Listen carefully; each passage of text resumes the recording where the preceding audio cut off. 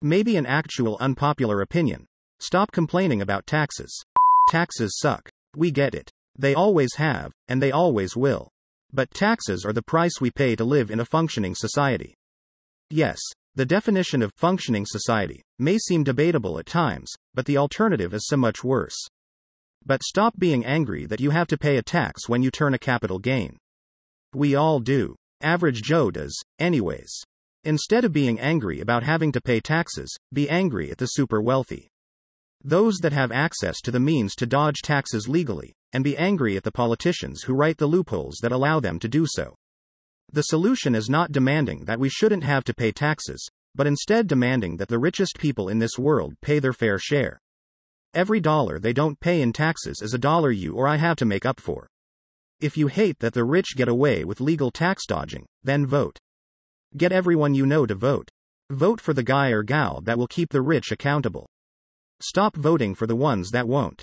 Posting on this sub about how much you hate taxes isn't going to accomplish much. Most of us here agree with you already. Be the change you want to see. Peace and love to you all. There's a whole industry bribing politicians to keep the IRS from just mailing you a bill, check. Like seriously, they have all of the info. We could live in a world where it's like, hey Riddler, we think you owe us $2,000 this year. If you agree, you're done. TurboTax does make the process quite simple. I know that's ridiculous considering they're a huge part of why taxes in the US aren't simple to begin with. Though I've never filed through the IRS website. Is it just as easy there? I've used them 3 years in a row now, and while my taxes are relatively simple, it's better than any other place I've tried. Plus you don't get swamped with annoying emails. Just the yearly, it's almost tax season, you can log in and transfer most of last year's info. Email. It takes maybe 10 or 15 minutes to file. They have links to the free programs for all the major filing services. It's basically the same process but free. They are required to offer this by law, but they don't like it, so they hide it as best as they can on their website. I feel like that's a bit of urban legend. I'm old enough to know and remember that taxes were the same level of complication before TurboTax even existed. Yup. Taxes literally take like 60 seconds in a lot of countries. They just tell you what they think you are getting back.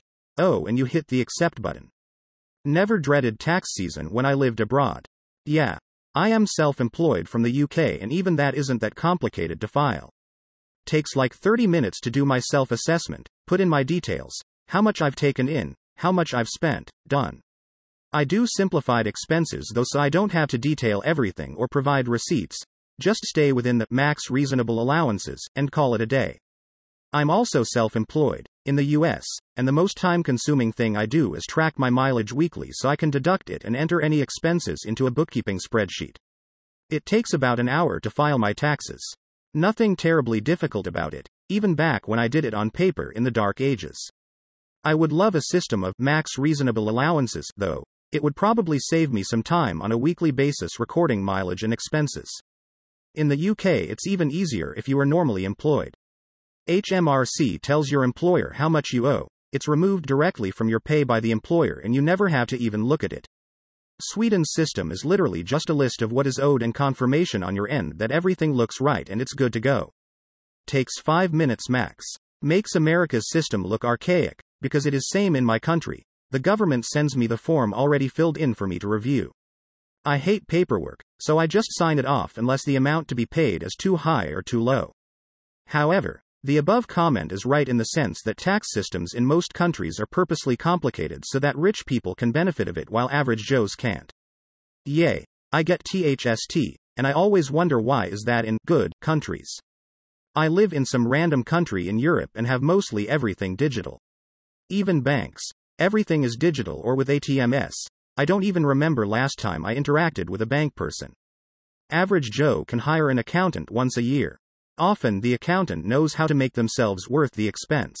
I do that some years. Other years I just review the file from the tax office. I'm in Denmark. Works pretty well. I've also had a few battles with the tax office and I won. We have Intuit paying off Congress to keep it complicated so they can make money off TurboTax. The government knows all the numbers, they just play this game of letting us screw it up somehow or keep the tax prep industry alive. This is the real reason. Complicated taxes benefit the wealthy, and the people they pay to find the loopholes both proportionally and in absolute dollars. They hurt the middle class, and those with less education, time, tax burden the most, but the actual dollar amount is relatively small. The reason we in the US don't have it is because Intuit and friends lobbied Congress to prevent the IRS from making a nice online filing system, as the only reason Intuit exists is because one doesn't exist.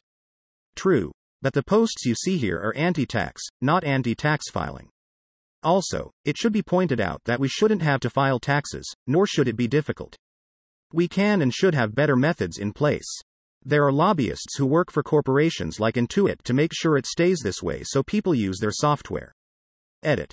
Corrected spelling of Intuit. I'd so much love for the world governments to cooperate and provide some small reasonable plot of land, call it Libertaria, and enforce libertarian principles there, because without the last part you just get a warlord dictatorship in a month. Make a show out of it. To ensure people who go there treat the whole thing seriously, make moving to Libertaria conditional. You have to renounce current citizenships. The government will pay for a one-way ticket. If you want to come back, here's the immigration papers to get you started. Now I know it will never happen, but a cool what-if thought experiment. And as a bonus, I know a bunch of people who all got warnings from the IRS claiming we had falsely reported mortgage info and we owed thousands. Had to push back and say, no, then wait and worry until they send back an, oh, right, a mortgage. It was right after the 2008 crash. Probably looking for cheaters, but it sure sucked for all us folk just trying to hang on. Would argue even that is not the problem. The problem, in my friend circle, in the US, is that our tax dollars don't seem to be actually improving our lives. Teachers and police get paid for important work, healthcare is a disaster, roads and bridges are falling apart, so we ask, what is our thousands in taxes actually doing? The taxman knows exactly how much you owe in taxes, or so they say. But they won't tell you how much it's supposed to be. They want you to take a guess.